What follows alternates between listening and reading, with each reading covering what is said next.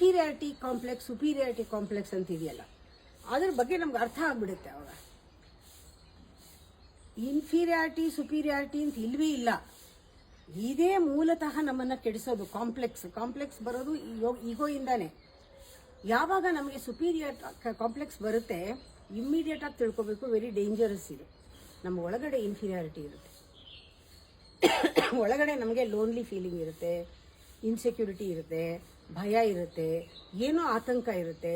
ನಮ್ಮ ವೀಕ್ನೆಸ್ ಏನಿದೆ ಅದನ್ನು ಮುಚ್ಚಿಟ್ಕೊಳ್ಳೋಕ್ಕೆ ನಮ್ಮ ಅಹಂಕಾರ ಸುಪೀರಿಯರ್ ಥರ ತೋರಿಸುತ್ತೆ. ನಾನು ಸುಪೀರಿಯರ್ ಅಂತ, ನಾನು ಡಾಮಿನೇಟ್ ಮಾಡ್ತೀನಿ, ನಾನು ಸುಪೀರಿಯರ್ ಅಂತ ತೋರ್ಸೋಕ್ಕೆ ಆ ರೀತಿ ನಾವು ಸುಪೀರಿಯಾರಿಟಿನ ತೋರಿಸ್ಕೊಳ್ತಾ ಇರ್ತೀವಿ.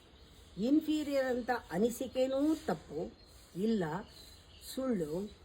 ಅದನ್ನು ಮುಚ್ಚಿಡೋದು ಮತ್ತು ಸುಪೀರಿಯರ್ ಅಂತ ತೋರಿಸ್ಕೊಳ್ಳೋದು ಕೂಡ ಸುಳ್ಳು. ಇವೆಲ್ಲ ego game. Complex is of ego. ಯಾವಾಗ ನಮಗೆ ಇದು ಗೊತ್ತಾಗೋಗುತ್ತೆ, ನಾವೆಲ್ಲರನ್ನೂ ಕೂಡ ಏನೋ ಇವತ್ತು ಈ ಮೂಡ್ ಹೀಗಿದೆ, ಓಕೆ ಬಿಟ್ಬಿಡೋಣ, ಲೆಟ್ ಗೋ ಅನ್ನಲ್ವಾ. ಲೆಟ್ ಗೋಯಿಂಗ್, ಫರ್ಗೆಟಿಂಗ್, ಫರ್ಗಿವಿಂಗ್ ಎಲ್ಲವೂ ಕೂಡ ನಮ್ಮ ಒಳಗಡೆ ಆಂತರ್ಯದಲ್ಲಿ ಏನು ಉದ್ದೇಶ ಇದೆ ಅಂತ ತುಂಬ ಆಳಕ್ಕೆ ಜ್ಞಾನದಲ್ಲಿ ಯೋಚನೆ ಮಾಡಿಬಿಟ್ರೆ ಯಾವ ಸಂಬಂಧವನ್ನು ನಾವು ಕಡ್ಕೊಳ್ಳೋಕ್ಕೂ ಆಗಲ್ಲ, ನಾವೇ ಹೊಂದಿಸ್ಕೊಂಡು ಹೋಗೋಕ್ಕೂ ಆಗಲ್ಲ. ನಮ್ಮ ಹಿಂದಿನ ಕರ್ಮ ಆಗಿರುತ್ತೆ.